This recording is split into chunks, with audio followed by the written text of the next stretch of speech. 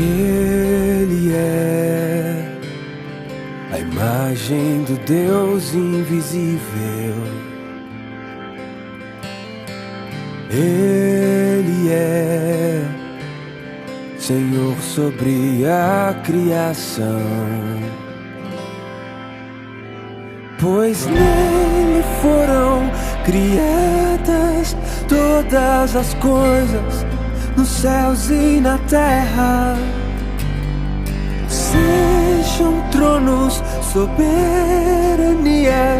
poderes ou autoridades,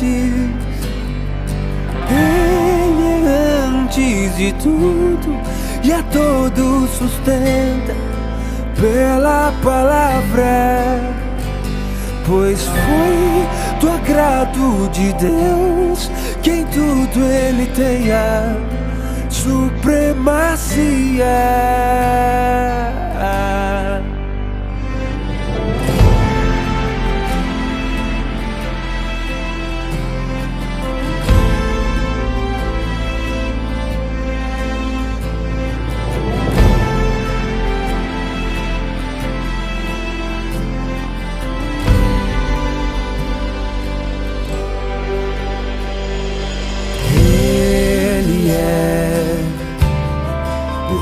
Esplendor da glória do Pai, Ele é a exata expressão do seu ser, pois nele foram criadas todas as coisas, nos céus e na terra. Sejam tronos, soberanias, poderes ou autoridades,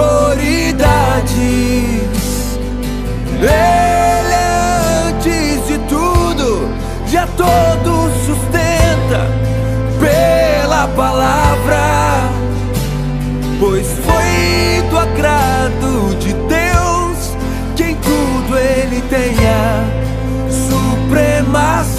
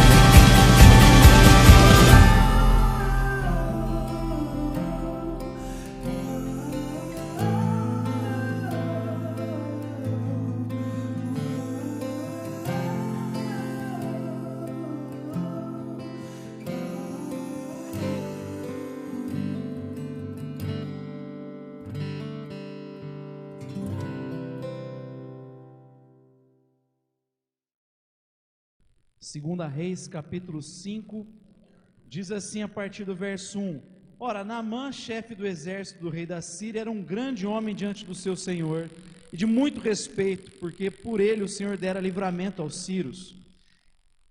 Era este homem valente, porém leproso. Saíram tropas da Síria e da terra de Israel, e levaram preso uma menina que ficou ao serviço da mulher de Naamã.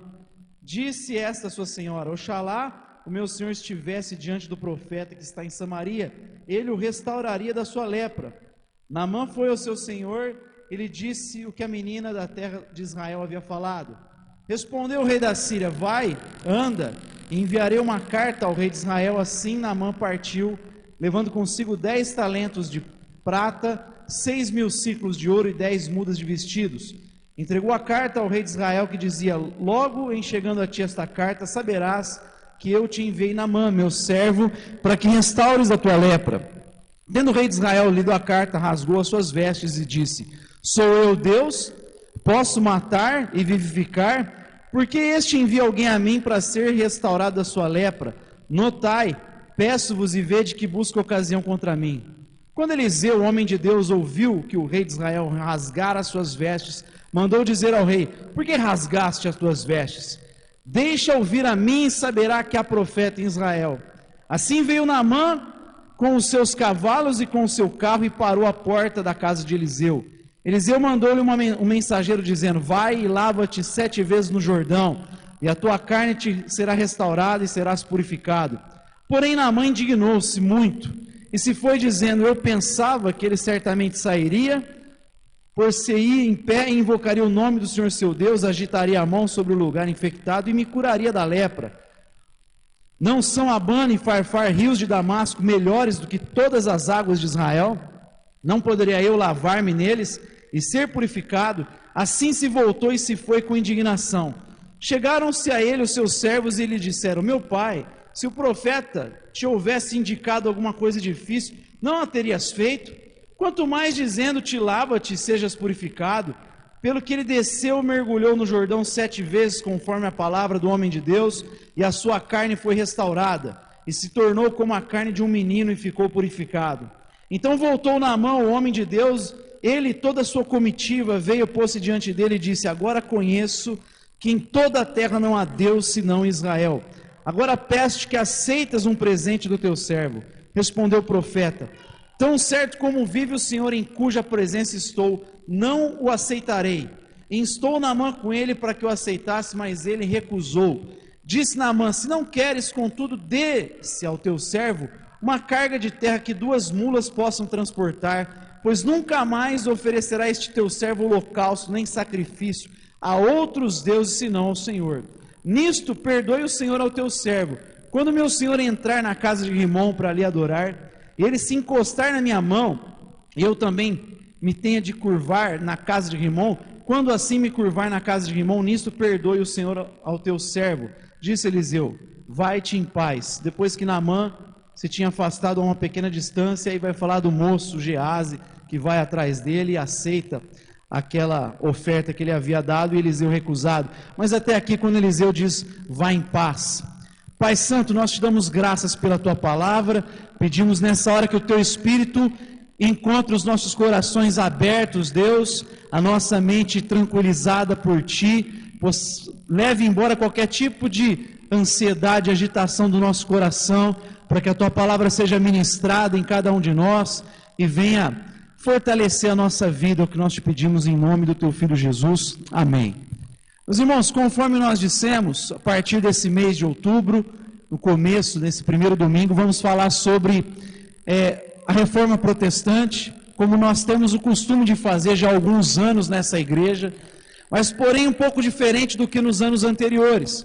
Geralmente a gente destaca aqui nos domingos do mês de outubro, a reforma no seu sentido conceitual, a gente fala da graça, conceituamos a justificação, mas nesse ano em especial a gente gostaria de enfatizar simplesmente essa maravilhosa graça de Deus, que é o tema do nosso mês, e enfatizando muito mais o agir de Deus na vida do ser humano, os efeitos da graça na vida das pessoas, como a graça de Deus muda corações, como a graça de Deus transforma pessoas, e o que acontece nesse texto exatamente com a vida desse homem chamado Naamã.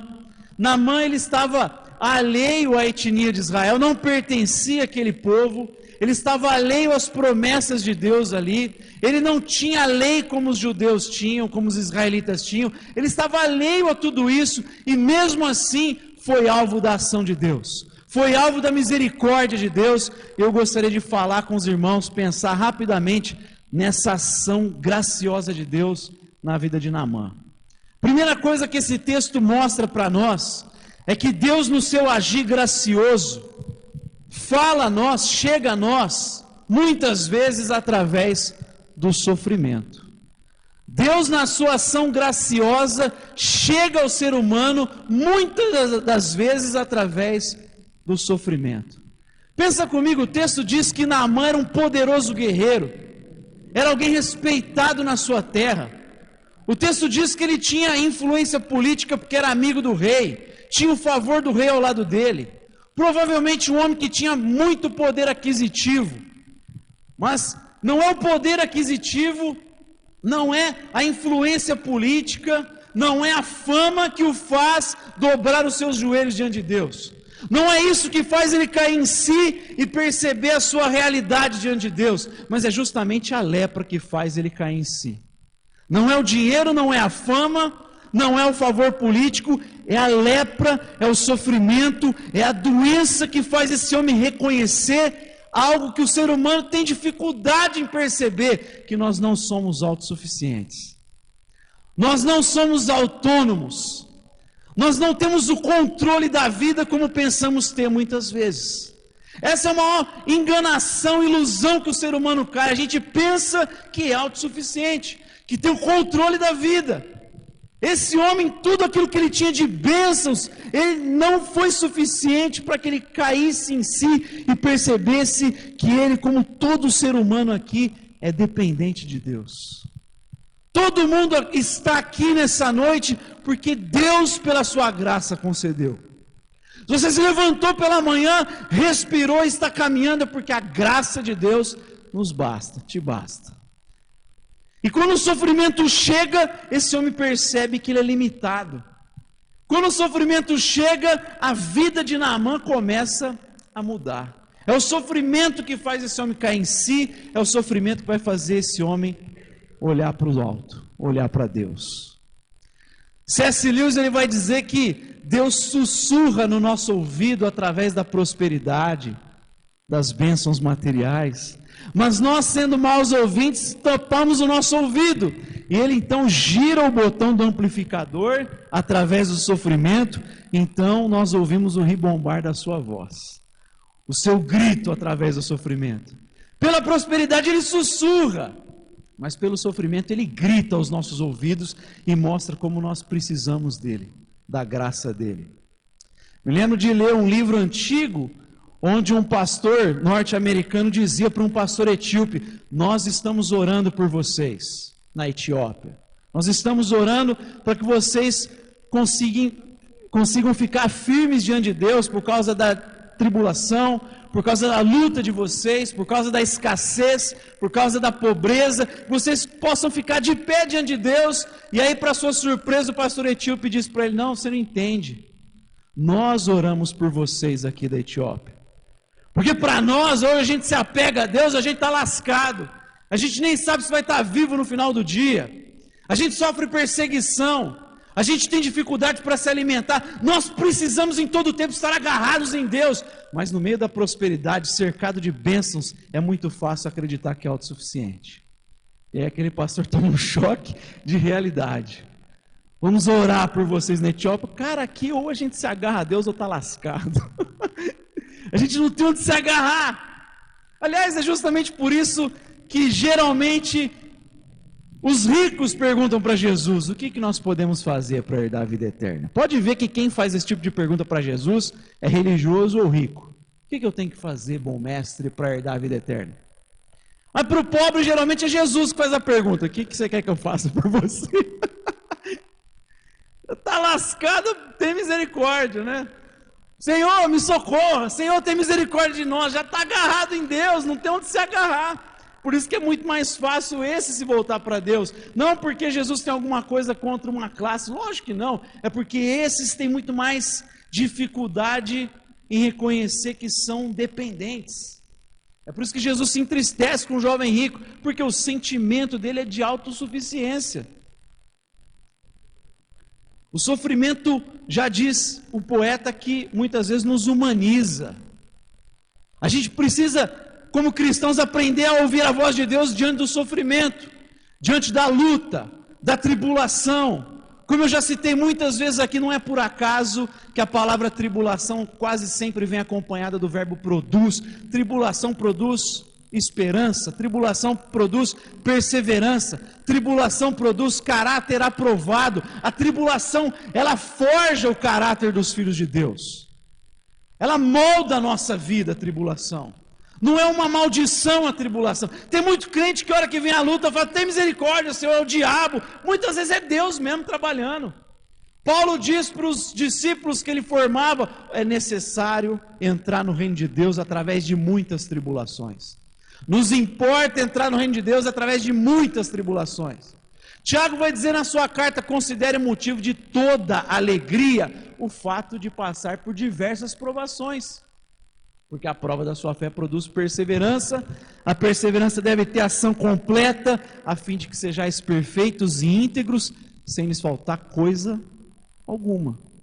A tribulação ensina os filhos de Deus, o sofrimento ensina os filhos de Deus. Nós precisamos aprender a ver graça de Deus no sofrimento. Alguns anos atrás, um irmão chegou para um pastor, tinha gastrite, tinha umas doenças advindas do seu problema com o vício do álcool. Ele falou, eu nunca ia na igreja, a mulher dele sofrendo, chorando, pedindo oração pelo marido, mas naquele dia, como se agravou a enfermidade, ele foi pedir oração para o pastor pôs na mão e falou, Senhor, aumenta a gastrite, aumenta a doença. Eu, pastor, não pode orar assim não, eu vou orar assim, irmão. Que de repente Deus te cura, amanhã você está lá no boteco de novo, arrebentando com a sua família, com o seu casamento. Quem sabe através disso que você vai se converter e se agarrar a Deus de verdade. Às vezes vem, mas é para melhorar, para aperfeiçoar. O sofrimento faz isso. E Naamã começou a acordar quando a lepra chegou. A lepra a gente pode dizer que foi uma bênção de Deus na vida dele. Porque mais importante do que cura é a mudança do nosso coração. Mais importante do que uma cura física é a nossa cura diante de Deus. É nós passarmos de criatura e nos tornarmos filhos de Deus. Recebermos o poder para nos tornar filhos de Deus. Esse é o grande milagre das Escrituras. O sofrimento começou a trabalhar no coração daquele homem. Deus, na sua graça, usou o sofrimento para chegar naquele poderoso guerreiro, naquele guerreiro rico, naquele guerreiro cheio de influência política. Foi o sofrimento que tocou o coração dele, e Deus faz isso na sua graça. Mas a gente aprende aqui que Deus, na sua graça, Ele usa a simplicidade da vida para falar conosco. Deus se comunica nas coisas simples dessa vida. Às vezes a gente está igual Elias, está querendo ouvir no terremoto, no barulho, e Deus está sussurrando na brisa e a gente é incapaz de ouvir, é incapaz de perceber Deus falando através de coisas pequenas, através dos lírios dos campos, das aves dos céus, através de coisas simples, que Jesus sempre fez questão de colocar os olhos dos discípulos para essas coisas e dizer, olha lá, Deus cuida deles e cuida de vocês. Aprenda a perceber Deus na simplicidade, porque foi assim que Ele chegou também em Naamã. Deus usa uma menina. Mulher já não tinha voz naquele contexto patriarcal, que dirá uma menina, pior do que uma menina, uma escrava. Qual a importância que essa menina tinha naquele contexto? Qual a relevância que aquela menina tinha para aquele homem poderoso? Uma escrava, uma menina sem voz e sem nome inclusive. No entanto, é ela que vai dizer para Naamã, se você soubesse que tem profeta em Israel, você ia procurar ele imediatamente. Essa menina que a Bíblia nem menciona o nome, que aponta o caminho da salvação para esse homem. Essa menina que não era nada naquele contexto, que vai dizer, olha, o caminho é esse. Ela que traz a solução para Naamã. Ela que aponta a direção para um homem que tinha um sentimento provavelmente de autossuficiência. Essa menina que vai dizer, é lá em Israel que você vai achar remédio. É lá que você vai encontrar solução para a tua vida, salvação para a tua vida. Quantas vezes Deus usa situações assim, gente simples, para falar ao nosso coração? Quantas vezes Deus usa os nossos filhos, as crianças? Ontem o Douglas estava falando aqui que não tinha faltado uns cultos. Aí o Miguel falou, pai, a gente não vai mais na igreja? Tum! Né? O pessoal põe aquela cortes rápidos Tramontina. Pai, a gente não vai mais para a igreja? Tchim! Aí falou que chegou aqui na hora do louvor, o Miguel começou a chorar e falou, pai, Deus tocou meu coração. Ele falou, tchim, cortes rápidos. Se ele falar, pai, começa a chegar mais no horário, nos compromissos, aí é Deus purinho mesmo, né? Eu queria que ele tivesse que ver eu zoar na frente dele, mas não tem problema, depois eu mando só o corte para ele. Tem um filme que eu gosto muito chamado Redenção, o Pastor Metralhadora, não sei quantos de vocês já viram. É um homem que tinha uma vida torta, totalmente depravada. O cara que se envolvia com droga, com armamento, tráfico, o cara prestava. Só que esse homem tem uma experiência ruim, ele acaba se convertendo, também era alcoólatra, ele se converte, aquele jeito maluco, Deus começa a falar com ele, e um dia um missionário visita a igreja que ele frequentava e fala dos desafios lá da África, as dificuldades com órfãos, as guerrilhas que tinham, e ele decide ir conhecer, viaja, quando chegam lá está tendo guerra, e eles vão de caminhão buscar uma tribo, ajudar um povo que tinha ali, e não cabe todo mundo no caminhão, eles vão embora, e tinha um risco de ataques, eles falam, fiquem abaixados, a gente vai voltar assim que possível, demorava 2 horas ida e volta, só que quando eles voltam, as crianças e os adultos que ficaram ali, estavam todos queimados, todos haviam sido mortos, esse cara cai num choque, num pranto, ele fica desesperado, ele volta para os Estados Unidos, na igreja dele, e começa a fazer campanha para ajudar. E aí ele consegue começar um orfanato ali, ajudando as crianças. O orfanato, de repente, é atacado nos primeiros dias. E aí tem um pessoal do exército ajudando, e daqui a pouco ele fala, me dá uma metralhadora, e começa a metralhar também os inimigos ali, para salvar as crianças. E aí ele vai, conta a história para as igrejas, visita bancos, enfim, não consegue ajuda, não consegue apoio, tem um momento que ele começa a ficar revoltado, ele vende as coisas dele, compra arma para ajudar o exército, ele vai ficando revoltado com a omissão da igreja, com a falta de empatia do pessoal do banco, ele mostra a foto das crianças, ele vai ficando indignado, tem uma hora que vai ficando com ódio, aí ele já está agindo com raiva, e aí ele chega lá, e o menino vai servir ele com um chá quente, aí cai no braço dele, ele fica bravo, e ele está revoltado, e é esse menino que vai falar com ele. O menino não conversava por causa dos traumas, mas aí ele entra no quarto que esse pastor está e fala, olha, foi você que me deu esperança, foi por causa do seu amor que me deu esperança. E sei que ele quebra aquele cara no meio, é uma criança que vai lá e faz ele cair em si novamente. Quantas vezes Deus está usando os nossos filhos, coisas simples do dia a dia, para falar ao nosso coração. O pastor Carlinhos Queiroz falou que uma vez Deus falou com ele com uma caixa de lata de creme de leite. Já viu creme de leite falar? Falou, naquele dia Deus falou comigo através do creme de leite. Ele estava em Angola, estava tendo guerrilha lá. Ele não sabia se voltava com a família, estava perigoso.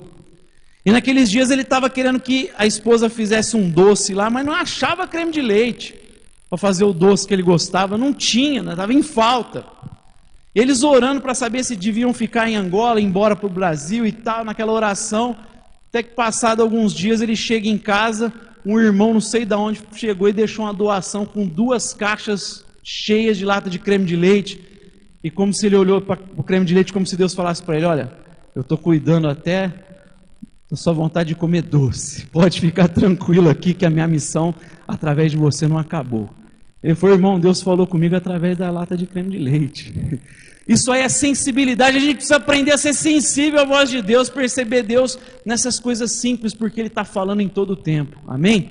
Usou uma escrava, na sua graça Ele usa meios simples para comunicar com os seus filhos, com cada um de nós.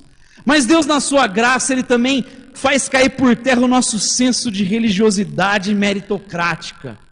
Ele extirpa isso na nossa vida.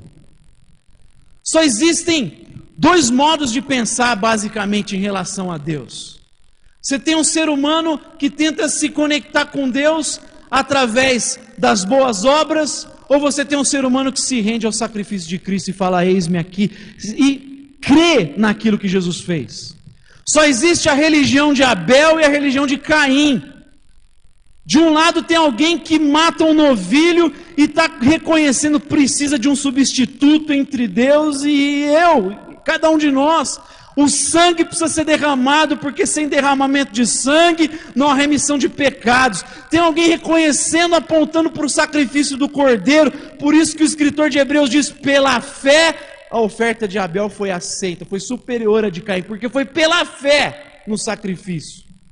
E do outro lado tem um cara que traz o suor do rosto, o fruto do seu trabalho, a sua agricultura, todo o seu esforço, achando que vai ser aprovado através do seu esforço, do seu suor. Só tem a religião das boas obras ou o evangelho da graça. É só isso. E esse homem chega diante de Eliseu com essa pompa, com essa barganha, com toda essa lógica meritocrática. Ele acha que a posição dele vai influenciar alguma coisa, Eliseu. Olha, está chegando cheio de pompa, de cavalo, cheio de pompa. Um poderoso guerreiro está batendo na sua porta, como se isso fosse comprar o favor de Deus. Cheio de prata, cheio de ouro, de vestes, achando que vai comprar o favor de Deus com dinheiro. Como está cheio de gente em igreja achando que vai comprar o favor de Deus com dinheiro. O que mais tem nos nossos dias é a igreja que as pessoas colocam dinheiro achando que podem comprar o favor de Deus com dinheiro. Meu irmão, se você tem dinheiro é porque Deus te deu antes. Tudo que a gente tem é graça. E a gente acha que pode manipular Deus às vezes com o nosso dinheiro, com barganha, eu vou lá. Não é assim que funciona. Esse homem chega com pompa, com dinheiro, com carta do rei, cheio de... e é esmagado. Eliseu não sai nem para falar com ele. Nem lá, vai lá, fala com ele lá para ele ir no Jordão e se banhar. Aí ele fica revoltado. Não é assim que funciona. Não é assim que funciona. O evangelho é graça. O mês da reforma a gente lembra exatamente desta graça, que não tem notícia mais poderosa do que essa para nós. Se quer notícia mais maravilhosa do que essa, é favor imerecido. Evangelho é a boa notícia. O que é boa notícia? Você não precisa fazer nada para obter o favor de Deus, porque o favor de Deus é graça. No contexto de Lutero, acreditava-se nas boas obras dos homens, também no sacrifício de Jesus, e que as pessoas católicas seriam recompensadas através da administração dos sacramentos, que eles entendiam que fazia parte das boas obras dos santos, e toda essa graça acumulada seria aplicada na vida dos católicos através da administração dos sacramentos. Ou seja, eles criam na administração dos sacramentos, no sacrifício de Cristo e nas suas próprias boas obras. Daí que saiu também as indulgências, que foi somente o estupim para a reforma. Indulgência não foi o motivo, foi o estupim. É aquela lógica que trouxe a reforma. Aquela lógica o quê? Que o homem pode conquistar o favor de Deus através do esforço próprio. Aí Lutero falou, não. Um dia ele abre Romanos e diz, porque o justo viverá pela fé. Ele entende que essa justiça a gente recebe em Cristo, que a justificação é imediata em Cristo Jesus. A partir do momento que eu creio no sacrifício de Jesus, eu me coloco debaixo da graça de Deus. A partir do momento que eu creio no que Cristo fez e deixo de confiar no meu mérito e confio no mérito da obediência de Jesus, o texto sagrado diz, imediatamente você se torna justo diante do Pai. Imediatamente você se torna justo. Não é o que você faz, é o que Cristo fez. Por isso que Paulo é tão incisivo aos Gálatas. Se você começa a confiar na sua própria justificação através de observação da lei, imediatamente você se desliga de Cristo e cai da graça. O que é cair da graça? É deixar de confiar no mérito de Jesus. Isso é cair da graça. Você se desliga de Cristo e cai da graça. Quando? Quando você acha que pode ser justificado através da observação da lei. Esse é a grande discussão de Gálatas, é essa da carta. Cheio de cristão, judeu que se infiltrou na igreja e começou a falar, você precisa se circuncidar para ser justificado. E Paulo fala, vocês estão doidos. Eu gosto das expressões de Gálatas. Quem foi que enfeitiçou vocês, Gálatas? Começaram bem com a graça, agora estão querendo observar a lei para ser justificado. Quem que está enfeitiçando vocês? Vocês caíram num feitiço. E no capítulo 1 ele é mais incisivo. Ele olha, se alguém pregar um negócio diferente do que eu falei, porque a mensagem de Paulo é graça. Se alguém pregar alguma coisa diferente disso, pode ser um anjo que aparece no meio da igreja. Fala, observa a lei para ser justificado. Que seja maldito. Pode ser um anjo é maldito quem anuncia um evangelho diferente daquele que eu anunciei para vocês. Se a justificação é por obras, maldito, Paulo fala. Hoje a gente, talvez se ouvisse Paulo falando assim, não, Paulo, não julgueis, não, distorce tudo o ensino de Jesus lá. Paulo fala, maldito, porque o evangelho é graça. Deus acaba com essa lógica nossa de mérito. Não tem mérito nenhum, irmão, em nós, nenhum mérito. Miserável homem que sou, o desespero de Paulo falando do velho homem. Porque o bem que eu quero fazer eu não faço, e o mal que eu não quero eu faço. Miserável homem que sou, quem me livrará do corpo dessa morte? Mas aí ele conclui, mas graças a Deus por Cristo Jesus que me livrou da lei do pecado e da morte. Amém? É graça. E aqueles que estão em Cristo Jesus, já não há mais condenação para eles.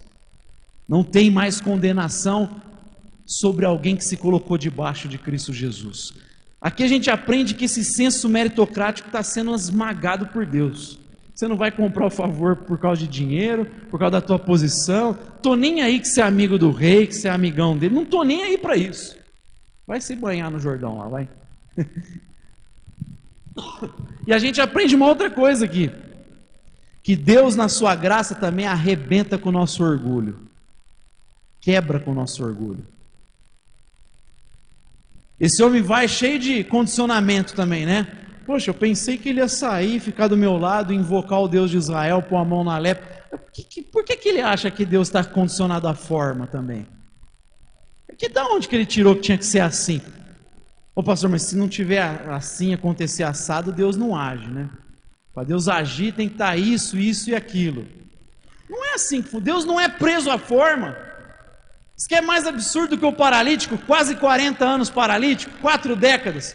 Jesus para na frente dele e fala assim, você quer ser curado? E ele fala, bem que eu queria, mas toda vez que agita a água do tanque, eu tento chegar, alguém pula antes. Jesus está na frente dele falando, você quer ser curado? Mas a água, o cara está condicionado com a teologia do tanque, da água que mexe. E Jesus está na frente dele, você quer ser curado? Está cheio de gente condicionando Jesus. Não, se não for assim, Deus não age, não for assado. Se não dá um pulo aqui, dá um grito, o culto não foi bom. Se não tiver um arrepio nos pelos do braço, não foi tão bom o culto dessa vez, não. O pastor não estava inspirado. A gente fica pondo forma, condicionando Deus às nossas formas. Esse homem estava condicionando Deus. E também cheio de orgulho, que a gente está falando aqui. E aí de repente ele fala, vai lá se banhar nas águas do Jordão. Mas não tinha água melhor de onde eu vim? Vou me banhar naquela porcaria? Ele não sabe quem eu sou? Eu sou um poderoso guerreiro, famoso. Ele nunca viu tanto seguidor que eu tenho no Instagram, lá na Síria? Pô, eu sou um dos caras que mais tem seguidor, só perco pro rei. Cheio de pompa. E aí, mais uma vez, Deus usando a simplicidade, chega os servos e fala, cara, mas, Senhor, se ele tivesse pedido um negócio difícil, é só cair lá na água. Qual que é a dificuldade de fazer isso? Só se banhar lá 7 vezes, acabou. Aí eu acho que, é verdade, né, mano? Que eu vou lá? Só que ele tem que ir justamente porque o nosso orgulho tem que ser fulminado, exterminado. Não tem uma coisa mais contrária a Deus do que o orgulho. Uma mentalidade mais oposta a Deus do que o orgulho. O C.S. Lewis que eu citei, ele fala assim, que Satanás usa os nossos outros pecados, usando a nossa carne contra nós, mas o orgulho, ele fala, vem direto do inferno. Então uma coisa que engana mais o ser humano do que o orgulho. Pode ver que tem professor que tenta convencer os alunos a vencer a preguiça, apelando para o orgulho. Já viu o professor falando, duvido que você consegue passar de ano. Aí apela para o orgulho, e ele diz, aí a criança passa, o adolescente passa. Ou o cara fala, eu vou parar de fumar, fazer isso ou aquilo, largar esse vício, porque eu posso, eu sou capaz. Ele vence aquele vício por causa do orgulho. E o mesmo Lewis vai dizer, é como se ele curasse uma frieira colocando um câncer no lugar. Porque você, tocar 10, eu estou vencendo vícios, mas você está vencendo baseado no orgulho, não confiando em Deus. Você deixa de ter um vício pequeno para ser escravo do seu orgulho. Mas Deus quer acabar com o nosso orgulho. E louvado seja o nome do nosso Deus, quando Ele permite que venham situações para fazer o nosso orgulho cair por terra. Se está batendo em você, você está se sentindo ferido, orgulho ferido, louve a Deus, não reclame, louve a Deus. É processo de santificação isso. É para fazer com que a gente se torne humildes e nos agarre cada vez mais a Cristo Jesus. Amém? E por fim, Deus na sua graça, meus irmãos, Ele muda o nosso coração. Ele quebra os ídolos dentro de cada um de nós. Como eu falei aqui, o maior milagre não é a cura de Naamã, que foi algo maravilhoso. Todos os produtos que as mulheres usarem aqui não vai ficar com a pele que ele ficou aquele dia. Ficou parecendo um bebê, né? Sabe? Mas não é esse o grande milagre é ele dizer assim, olha, de agora em diante, eu não reconheço outro Deus na minha vida que não seja o Deus de Eliseu, o Deus de Israel. Esse é o maior milagre de Naamã. Naamã quebrou todos os ídolos do seu coração naquele momento. Depois que o orgulho foi extirpado, depois de tudo que ele passou, ele reconheceu Deus de fato. E esse é o milagre que Ezequiel vai dizer: tirarei o coração de pedra e darei um coração de carne. Eu vou colocar um novo coração no meu povo. Eu vou colocar as leis dentro da tua alma. Você não vai obedecer por medo, você não vai obedecer por barganha, você vai obedecer porque você ama a Deus, porque Ele se tornou o teu maior bem, o teu bem supremo. A gente faz por amor, faz por gratidão. Não é porque eu quero comprar alguma coisa, mas antes porque eu já fui comprado pelo sangue de Cristo Jesus, e eu faço por gratidão agora, porque Ele mudou meu coração. Ele tira esse coração de pedra e dá um novo coração completamente rendido a Deus. É isso que faz Naamã mudar de vida. É isso que faz Saulo de Tarso deixar de perseguir a igreja e se tornar o cara que mais apanha por causa da igreja. Isso é graça de Deus. É uma mudança total no coração desse homem.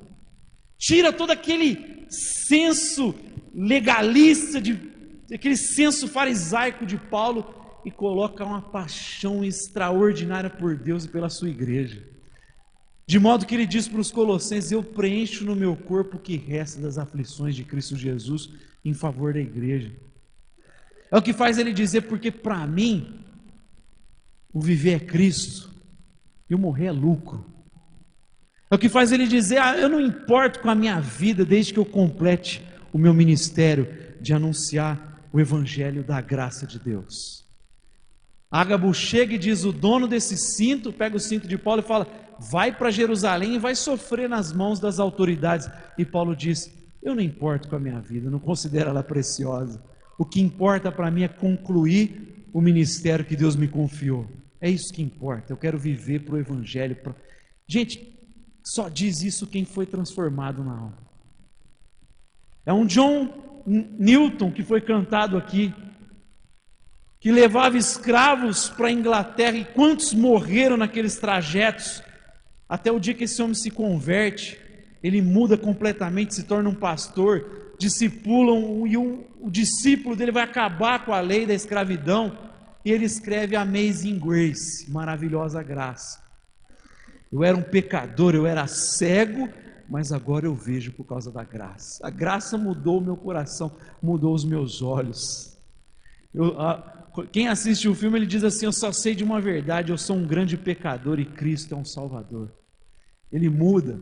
A graça muda o nosso coração, ela transforma a nossa vida, ela muda o coração mais duro possível.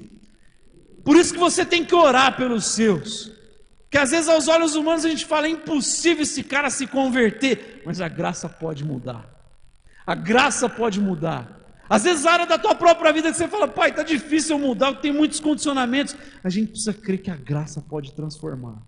A graça de Deus pode mudar. Deus converteu um homem chamado Manassés, não tinha rei pior do que esse cara. O cara chegou a matar 2 filhos em um culto idolátrico. O cara que era de Israel, de Judá, uma nação fervorosa a Deus, esse cara corrompeu a nação, se tornou idólatra, estabeleceu idolatria tudo quanto é canto, chegou a queimar 2. Você imagina um pai em sã consciência queimar 2 filhos em oferenda a um culto idolátrico? Ele matou 2 filhos dele, sendo que o pai dele era um homem de Deus piedoso. O cara só fez asneira, e o texto diz: Deus falou com ele, mas ele não ouviu. Sabe o que Deus fez? Sofrimento. Trouxe o exército da Síria, esse homem foi levado preso em ganchos, o texto. Sabe quando o pessoal vende porco no interior, que fica preso naquele... O rei foi levado assim para lá. Passou por uma humilhação.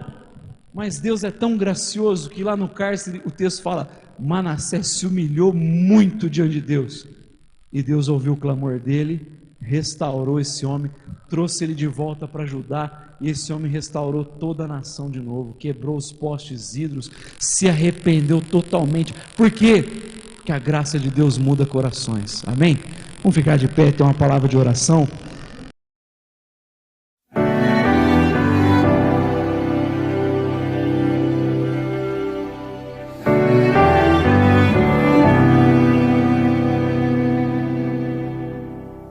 Não tenha sobre ti um só cuidado, qualquer que seja,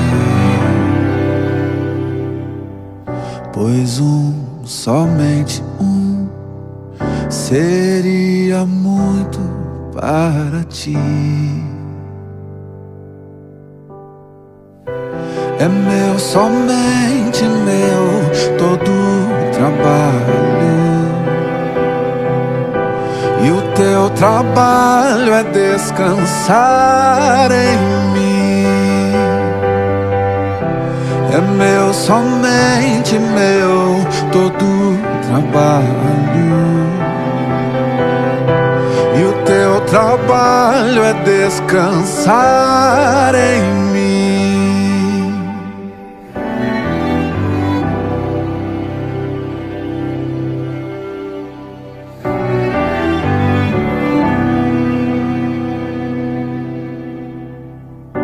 Não temas quando enfim tiveres que tomar decisão. Entrega tudo a mim, confia de todo o coração. É meu, somente meu, todo o trabalho.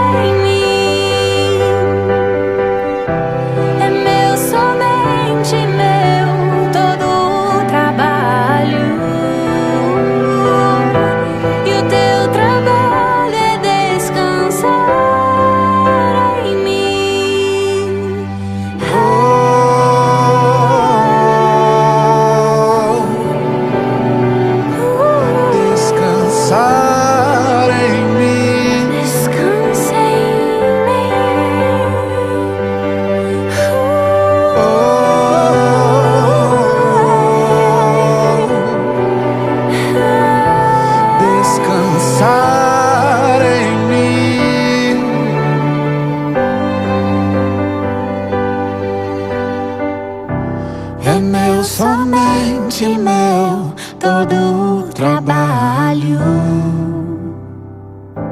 E o teu trabalho é descansar em mim. É meu, somente meu, todo o trabalho. E o teu trabalho é descansar.